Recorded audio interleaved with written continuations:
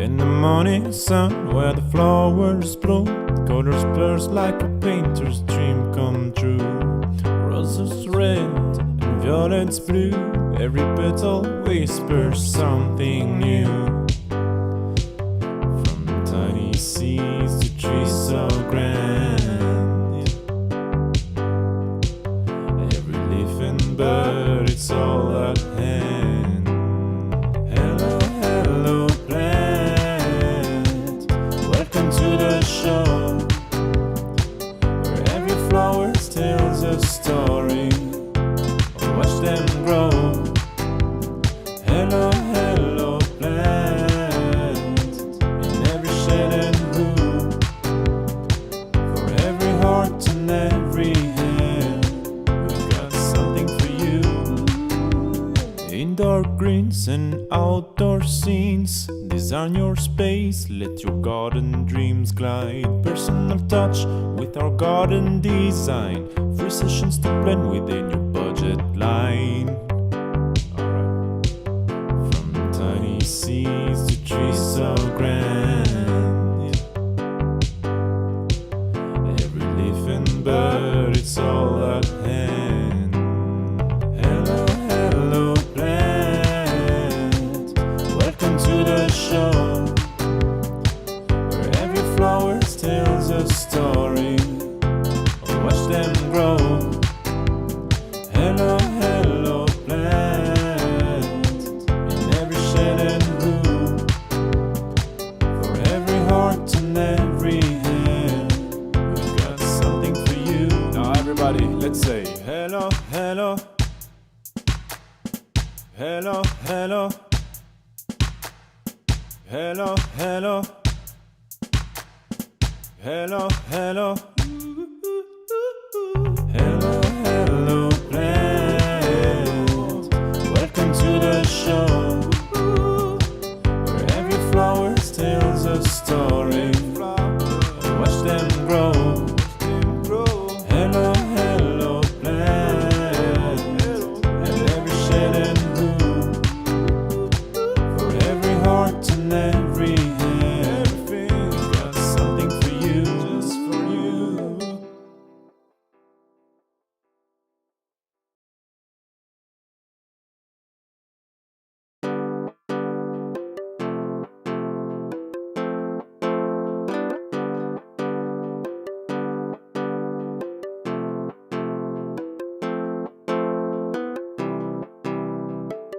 In the morning sun where the flowers bloom, colors burst like a painter's dream come true.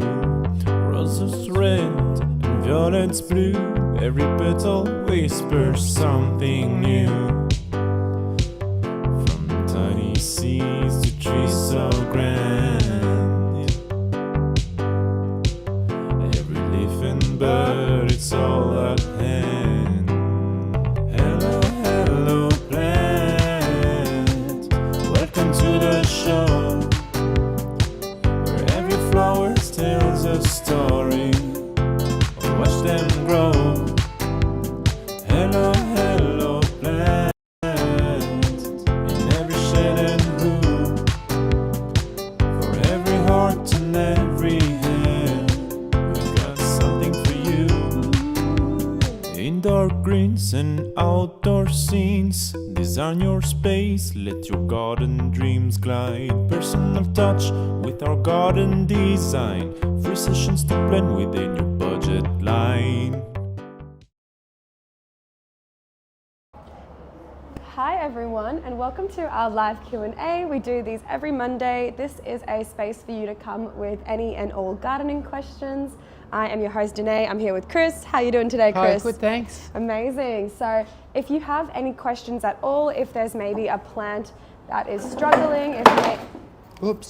sorry, folks on Facebook. If there's any plants that you're having problems with, if maybe you're about to start a garden project and you just got no idea where to begin, if you just have any questions at all, comment them below. We're going to answer them in live time. This is a first in, first served kind of situation, so we don't always get time to answer all the questions, so it's really important that you comment them as soon as you think of them, and we're going to answer them pretty much in chronological order, just going down through the comments that come up. So yeah, we're really excited to help all you guys, and we would really love it if you could spread the word about these lives. We want to try and educate as many people as we can. We want to make gardening accessible to everyone, and you can help us do that. So that'd be pretty amazing. Now, what is that giant plant next to you, Chris? It's a Mexican lily, or a Bechynoria. And what I'll do is I'll put it on this chair here, and you'll be able to see the wonderful flower that's emerging. Now, what happens when you've got a mature one of these in your garden, each spring about this time, you'll get 1 or 2 flowers emerge from it, and they'll shoot up about 2.5 meters tall, and they're kind of pink, and they have a sort of a triffid-like, out of this world feeling about them. And I love them when they flower, and this one just really caught my attention as I walked past it this morning. And this is really just a baby Mexican lily. The Mexican lilies are quite big. They're not prickly or spikely to touch. And what I really love is that there's a stripy variegated Mexican lily that really has a bit of drama in the actual coloured foliage. And I often use that in my garden designs. It goes really nicely with, say, silver, blue silver chalk sticks or something like that. So Mexican lily, a kind of a fun and exciting feature plant to put in the garden, particularly if you don't want to water or look after your garden. Your Mexican lily, once you put it out there, it'll survive anything. Amazing, how exciting. All right, well, we're going to get started with our first questions. First one is, any tips on trying to remove all plants from a rockery garden ready to replant it out? That's tough, because what happens is sneaky little weeds get in under the rocks and things like that. And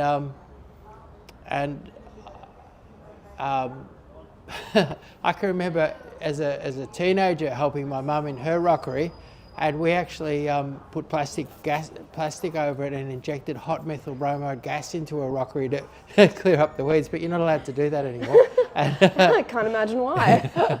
And because of the environmental consequences. But something like what I would do is I would kind of get the weeds growing and looking good, and then I would spray them with Roundup, because what you need is something that gets in and kills the weeds where they're sitting under the rocks, where they're going to come out and negatively affect your plants. So I reckon get the weeds growing, get them looking good, and then weeds die best from Roundup when they're doing well. Like, farmers will often irrigate and fertilise a field before they spray it, so that they get a good kill. So basically, you're just coming out of winter, get a bit of good spring growth on it, then give them a good spray and clean it up with a bit of Roundup, and then dig it over and plant it up.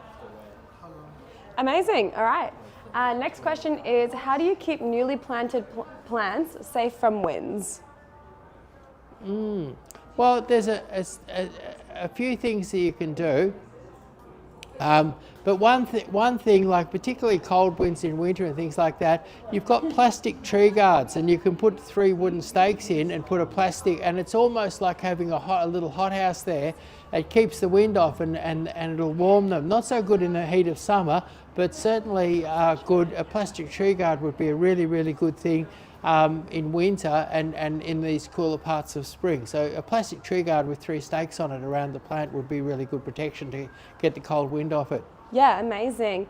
And also, last week we did a live on hydrangeas, and we had someone in, I think it was North Queensland, it was somewhere in Queensland, Taylor, who was going to be our hydrangea expert. She just hasn't heard anything back yet, so sorry about that, Taylor. We've been pretty under the pump, and also it was Chris's birthday last week, and he went away for a couple days. Yeah, but what we'll do is we'll give an order to Angela, who does the postage, and she'll post out some hydrangeas. Yeah, so sorry that you haven't heard back from us yet, Taylor. We promise we haven't forgotten about you. We'll make sure to get that sorted today. So for anyone who wasn't there last week, we basically don't really know how well hydrangeas do in Queensland, and we do want to find that out so that we can share that information. And so we're going to send some hydrangeas for free to one of the people from the live, Taylor, and she's going to help us out and see how hydrangeas do. So that's that little update there. All right, we'll move on to the next question, which is from Rosie, asking, saying we have a weeping cherry, how do you maximize its flowering for as long as possible?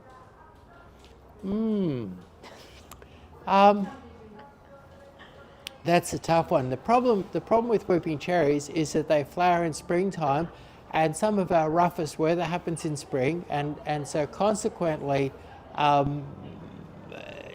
the blossom can be, if you hit a real bad patch of weather, the blossom can be a little bit short-lived. I guess the important thing is that there's the different cherries. The ones that hold their flowers the best are like Shields, has a double pink flower which is quite strong, and it'll stand up better in the wind than most other weeping cherries. And some of the finer blossoms tend to not last well in really, really bad weather. So I think it would be more to do, I guess the things that you can do is that you can choose the longer lasting flowers, and I think the ones I would look at would be Shields, Mount Fuji, and Shimizu Sakura would all be longer lasting flowers themselves. And then if you were to plant them in a sort of a nice warm sunny spot that's a bit sheltered from the wind, they're the two things that you could do to extend the flowering time of your cherries, is a bit of shelter and choosing the hardier blossom varieties. Yeah, amazing. We got another question about cherries from High Country Threads. They're asking, we have 3 weeping... the comments keep coming in and then it automatically scrolls down. All right, we have 3 weeping cherries. 1 has survived and 2 have died. Any idea why they might have died? We might need a little bit more context, High Country Threads, maybe whereabouts, what area you're in, or maybe what kind of place you planted them in, like a really sunny spot, shady spot.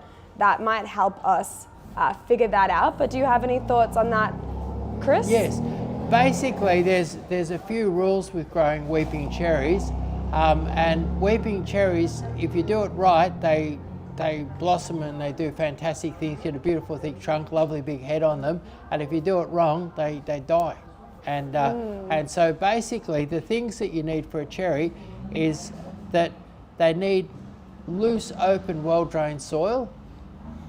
So if it's heavy soil, it's that when it rains, it's going to get real boggy and sodden and wet, and they're down deep in that heavy wet soil, they'll die from wet feet. Then they need no grass, or they've got to be in a cultivated sort of a garden bed or a mulch garden bed. They don't want to be growing in. A lot of people grow them in the lawn with grass right up to the base of them, and that really weakens them. So they need loose cultivated earth around them. They need rich conditions, probably a little bit of lime, a little bit of fertilizer, and then although you've got them in well-drained conditions and you're not wanting them to sit in water, when it gets warm in summer, they want plenty of water. So plenty of water, plenty of fertilizer, beautiful loose soil, and then last of all, if it's a really windy exposed spot, they don't do any good. So they'll just sit there and suffer and basically normally when they die there'll be a combination of factors, like it'll be wet feet and too exposed. So basically the thing is beautiful loose soil, no grass or weeds around the base, plenty of fertilizer, like regular, not gross amounts of fertilizer, but regular fertilizer, plenty of water in the heat and dry of summer, and then not planted in too exposed a spot, like a super windy hilltop or something like that. Get them in behind the house, get them into like that. They like it warm and sunny, but a little bit of shelter from the wind. So get all those things right and your weeping cherry will just go crazy. Well, High Country Threads gave us a little bit more information, saying they're in full sun and planted in the same area. And they also asked, do you think they can be overwatered in summer? No, they can't really. They can only be overwatered if you've got poor drainage and they're going to sit in the water. Yeah. And that's the most common in Melbourne. A lot of the suburbs of Melbourne have got heavy clay soils, and even a lot of the little country towns and that. And so we have lots of people come back with, we sell thousands upon thousands of weeping cherries, and we have lots of people come back with problems with them. And the most common problem when I investigate, sometimes I go out and have a look and see what's gone wrong. It'll be they poked it into a hole, they put it down deep in the hole, heavy clay soil, it moved away in spring, then started to wilt and get sick, so they pumped more water into it, not knowing that the problem was it was already too wet. They pumped more water into it and then they've killed it. And so that's the most common reason I see for weeping cherries dying in Melbourne. And so I tell people to mound them up, get them up nice and high, look after the drainage, and then if they're well drained, you can't give them too much water in the summer. But if they're sitting in a hole in water, a hole in clay that's holding water, then you can give them too much water. But you've got to get that drainage right so that they can take and then they love the water going past them in the summer, you know, and being able to drink from that water, but not sitting in the water. Yeah. All right. Perfect. Hope that helps. High Country Threads, and we'll move on to the next question, which is from Ken's Curls, who also says happy birthday to you, Chris. Oh, thanks. What is a thin hedge but provides total blackout coverage? Actually, we've got. When's our video coming out about the maiden heifer? Should be this week. I still need to edit it. We've got a video coming out about a maidenhair creeper, and that is to make a hedge of that. It has no branches or strength in it itself. What you need to do is make a wire fence or some sort of mesh fence, and you can make a very light mesh fence. And then it grows very, very quickly, and then you trim it narrow to the fence. And we've done some video of a really good example on a windy hilltop out in Neerim at the bowling green there, and they've got a lovely narrow hedge, and it's impenetrable, absolute total blockout, but really, really nice and narrow.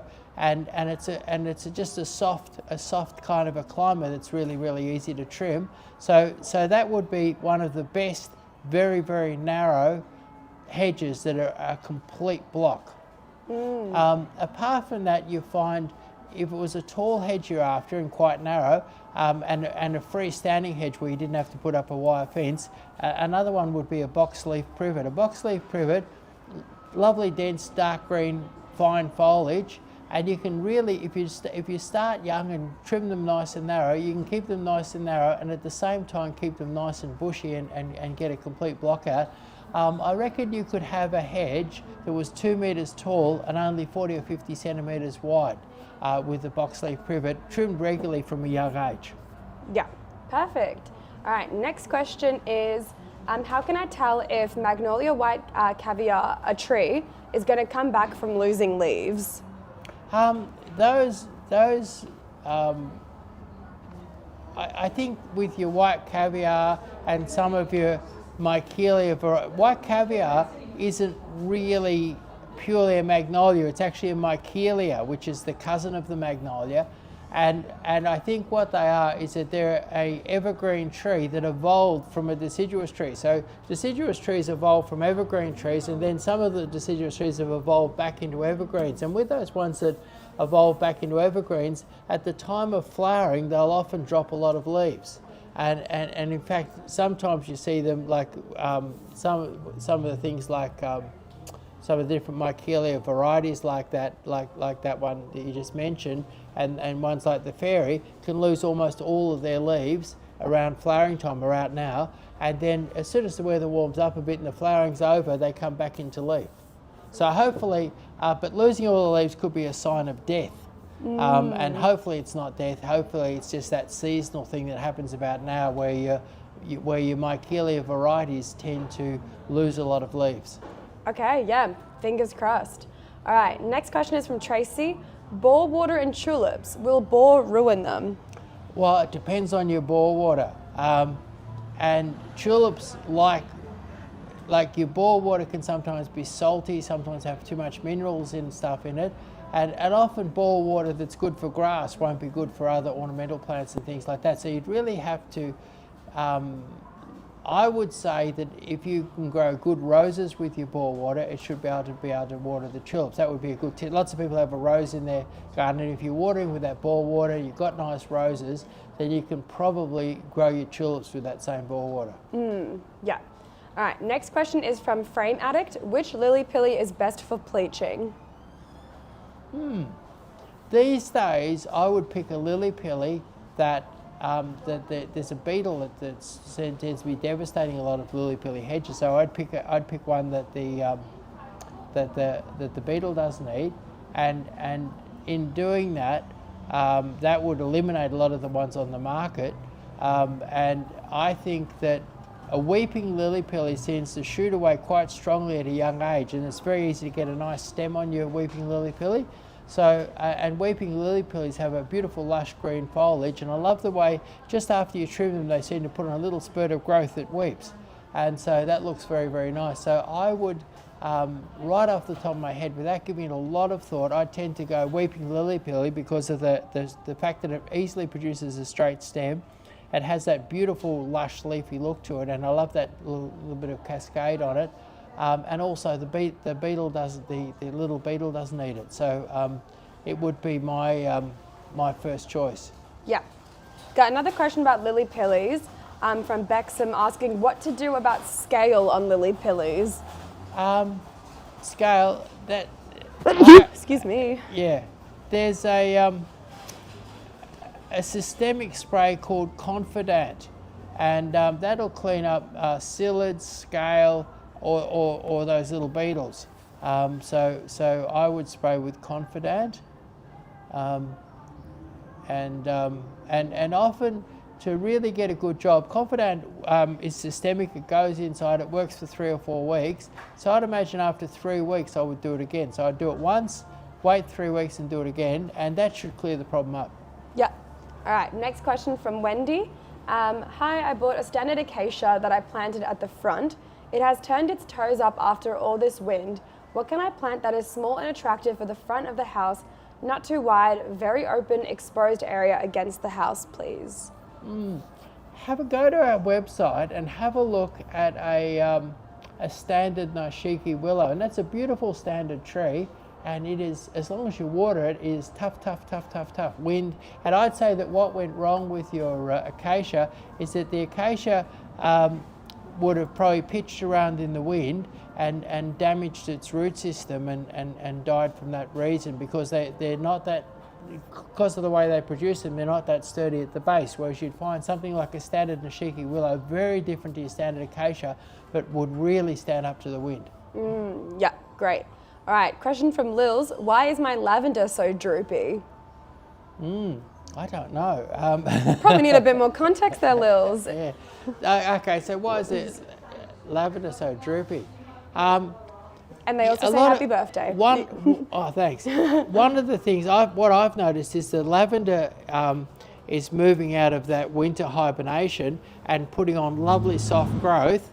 And hopefully, what we're seeing there, like droopiness, could be it could be root rot, or it could be dryness, it could be various different problems. But the positive thing that it could be is that spring growth, and often on lavenders I've noticed the spring growth can be a little bit droopy, and hopefully that's what it is. It's your spring growth, because lavenders sort of sit still all winter, and then as soon as the last frosts are over, they go crazy. And I've noticed all my lavenders have got lots of spring growth on them, and some of the different varieties look a little bit floppy. Yeah, and if it keeps persisting, Lils, just come to another one of our live Q&As and we can try and troubleshoot more. Next question is from Al. What should I plant in full light, north facing, that's tropical? That's typical. That's difficult, because what it is a lot of the things that give off that really tropical look are the big. What most people would associate with tropical is large floppy leaves. They think of that as tropical, and so. And once you move into a hot, sunny, north-facing position, you limit the numbers that you can grow. But I'll tell you a few that come to mind. First of all, there's tiger grass, lovely big leaves and loves the hot sun. There's your canna lilies, which you can get different coloured foliages and different coloured flowers. There's your Xanadu philodendron. Not all philodendrons like the sun, but your Xanadu seems to stand up well to a little bit of sun. There's your bird of paradise. There's your giant bird of paradise. And then there's some big leafy succulents that you can use, like things like there's one called silver wave, but some of those bigger leafier succulents. And so with that, like with the cannas, you've got a bit of leaf colour. You've got some nice big leaves. And then there's your cordylines, and there's some beautiful colourful cordylines, like there's some pinks and some sort of browny yellow ones and some purple ones and things like that, and they give off that lovely tropical look, and they love the hot sun. So there's some things for you to have a go at to get tropical in the hot sun. Yeah. And just about the question we were answering before with Wendy, with the exposed area, she said she already has a nishiki planted. Can you think of any other any other options? Wow, she's got a good collection of plants. We actually, very, very exotic, we have a very, very rare, you'd be looking all day to find them anywhere else. We have a thing called a black pussy willow, where most willows have a little white fluffy pussy thing in springtime. Your black pussy willow has a lovely little fluffy dark black thing, and that's just much rarer than the nishiki willow, and just as exciting, and grows into a lovely sort of a standard tree. And another really good one is a weeping pagoda tree, which is a Sephora japonica pendula. A little bit unusual, you won't find it in every sort of nursery, but they have beautiful dark green, fine cascading foliage. And I've got one that's probably about 20 odd years old in my backyard, and it's absolutely fabulous. But they are, I don't know if I've ever heard of anyone killing one. They're almost, the weeping pagoda tree is almost unkillable. And but not is it almost unkillable, it's a very, very interesting and beautiful tree. It has a beautiful cascading habit. They're grafted at about a 6 foot standard, and they have beautiful dark green cascading foliage. You can Google and have a look at weeping pagoda tree, and that would be one of the hardest, possibly the hardiest weeping tree on the market. Yeah, perfect. All right. Hopefully those are some good options for you, Wendy. Our next question is from Matcha. Question on the Irish moss. Wanting to do a Japanese garden in a very shady spot would only get morning sun. Would the Irish moss work there? Yes, it will. If you only get, and you really are getting morning sun, that'll be enough. Okay. Yeah. Yeah.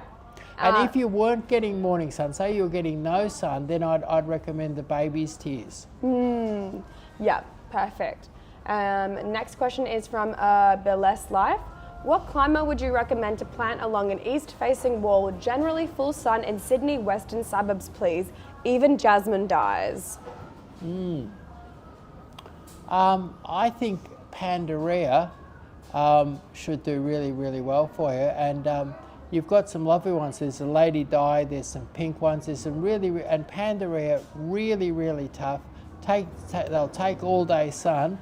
And what I love about Pandaria is that where a lot of climbers have this fabulous flowering and it's over in a week or two, your Pandaria has sort of scattered flowering, so there's flowers scattered on it here and there, has scattered flowering, but for 5, 6, 7 months of the year. So really long flowering, particularly your Lady Di, long flowering, beautiful, luscious, evergreen foliage, vigorous without being too overpowering, and beautiful hardy climber.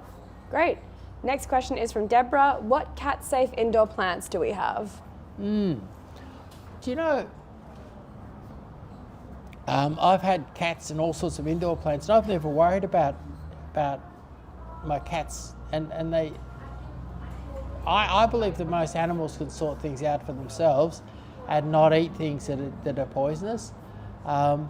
But you'd have to, I haven't really studied the indoor plants that we carry here from a cat point of view, because I've never found it much of a problem. So I would wonder, like, unless your cat was a bit neurotic and out there eating lots of indoor plants, I probably would have whatever indoor plant took my fancy. But then if I had a cat that did go for the indoor plants, I would have to study up on it. And there are good guides. If you look on the internet, there are good guides, and I haven't really done that because I haven't felt the need.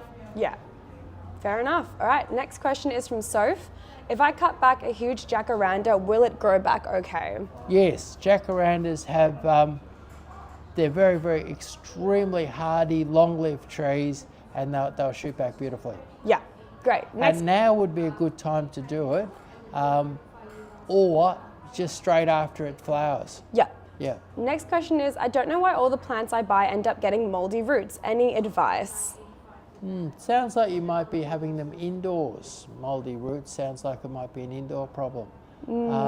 And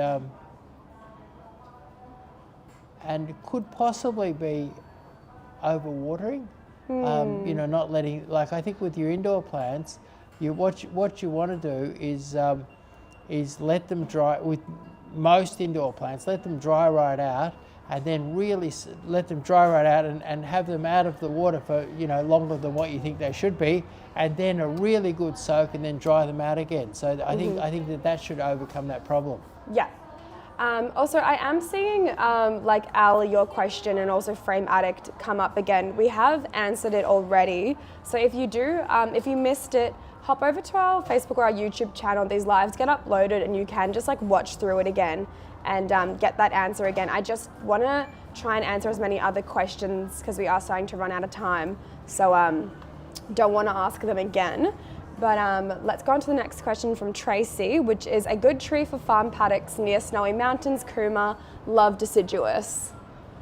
Yeah, like that's an area that's going to experience very extreme frost and hot, dry summers. So, and love deciduous. So it's interesting, Canberra has been beautifully planted up with deciduous trees and with a really, really good collection of deciduous trees. And I'm just thinking, probably Japanese elm, Zelkova, would be a wonderful tree. What you'll find is that the Japanese elm is just as tough as your Chinese elm, which most people know it to be a really good, tough farm tree, but it's much prettier and has beautiful autumn colour.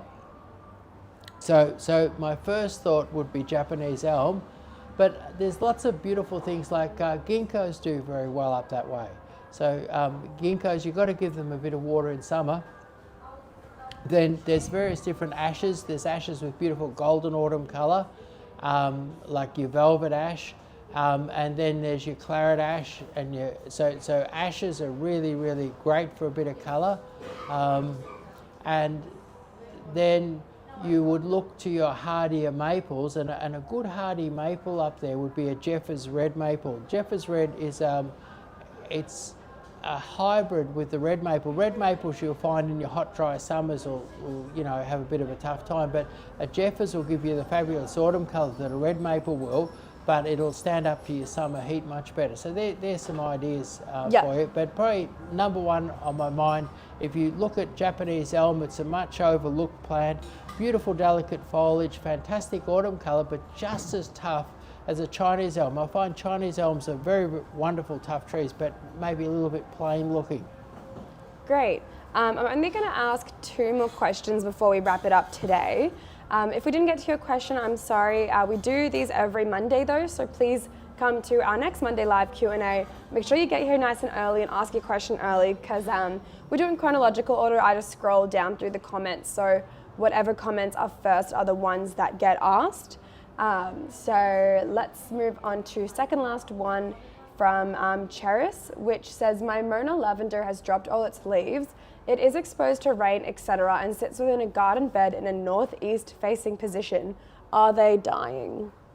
I reckon that you've got the same problem as I've got with Mona lavender, and that is frost. And what I've noticed is that I've lost some, and some that weren't frosted too bad. And what it is, Mona lavender is not gonna, you're not gonna lose it every winter, but we've had a really tough winter for frost, and so I'd be watching out for some new shoots. And if you don't see new shoots in the next 3 or 4 weeks, unfortunately you've lost your Mona lavender. But if you see some new shoots forming at the base, which I was looking at my Mona lavender, which I thought I'd lost, and I was seeing some new shoots near the base. I have lost some of them, and other ones are shooting back.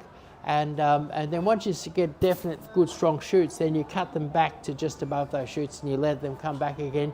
Give them a bit of Osmocote and a bit of water and a bit of love, and they'll I reckon in a couple of months they'll look fabulous. So the problem is the frost, and just let's hope for some new growth. Yeah, great. All right, and then there's a question from Yoli that I do just want to ask, because they ask if the hydrangeas can grow in a pot, and yes they can. Someone is saying that they can't or it didn't do well in a pot, but I believe I think, can. Okay, hydrangeas do great in a pot, but say a lot of hydrangeas are big growing plants, and big growing plants would need a big pot. and where people would do bad. And so if I was using, and even your so-called miniature hydrangeas or dwarf forms of hydrangea would need a medium-sized pot to do well. And what would be a great idea, I should have said this during my live, but what would be a great idea is to sit that pot in a saucer of water. So if I was out buying a pot for my hydrangea, I'd be looking for a pot with a saucer that held quite a bit of water. And so I think the key things, hydrangeas do great in pots, but you've got to do it right. And so the secret would be to get, if it was a big hydrangea, I'd have a big pot. If it was a small to medium hydrangea, I'd have a medium-sized pot, not a small pot. I would use a saucer that held a nice deep saucer that held a good amount of water, so that they always had good access to water. I'd use a good quality potting mix, and I'd fertilise regularly, and I reckon you could have fabulous hydrangeas in pots very, very easily. Perfect. All right, we're going to wrap it up there. Sorry again, any questions that we didn't get to. There's just so many, and we obviously want to help everyone, but have limited time. So please make sure you get early to our lives. It's always Monday, 12 p.m. and ask your question first, and then you are guaranteed to have it answered. Of course, you can call, you can come into the store, you can email us any and all of your questions. So if you don't want to come to live Q&A or can't make it, please feel free to do that. I do just want to quickly tell you about our exciting live tomorrow, or maybe I'll pass it over to Chris. What are we doing tomorrow for our live? Well, what we're going to be doing is we're going to be talking about tomatoes. Now, tomatoes, like a lot of foodstuffs, are getting expensive in the shops, and you could probably save a few dollars by growing some tomatoes, but the real thing you're going to get out of growing your own tomatoes is flavour. And where sometimes you buy a tomato and you slice it up and put it in your sandwich or in your salad, and you wonder why you're bothered, no flavour at all. Once you start growing them yourself and ripening them naturally on the bush and picking them yourself, you've got the taste of real tomatoes is just fantastic. And you can use them on your pizzas, use them in your pastas, use them in your salads, use them in your sandwiches. I love the taste of fresh tomato with a bit of pepper and salt. It's fantastic. So what I'm going to be telling you about is different types of tomatoes that are available, how you can grow your own tomatoes and get the best out of them, and then really enjoy the flavours of homegrown tomatoes.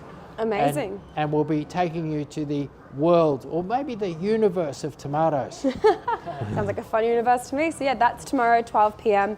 on whatever platform you are on right now. So be sure to come down, be sure to tell all your friends and family about it, because who doesn't want to grow their own food? And it's a really great first step into starting that journey. All right, well, we're going to end it there today. I hope everyone has a lovely rest of their Monday, and be sure to tell everyone about our live Q&As so we can make gardening accessible for everyone. All right, bye. Thank you, bye.